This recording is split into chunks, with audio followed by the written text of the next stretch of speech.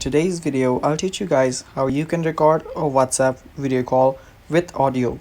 Now before we start, if you are new to our channel, head down below and hit the subscribe button so you don't miss out on our future videos. Now let us begin. So when you open up your WhatsApp and when you try to call anyone and you want to record the video call. Now I'll teach you guys how to do that.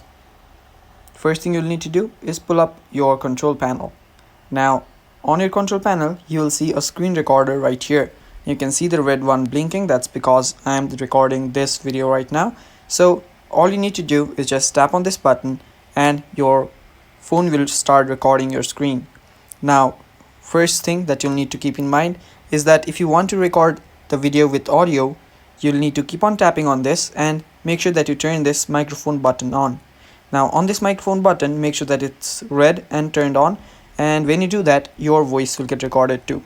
So that is how you record a WhatsApp video call, guys. Thank you for watching. Stay tuned for more and take care. Bye bye.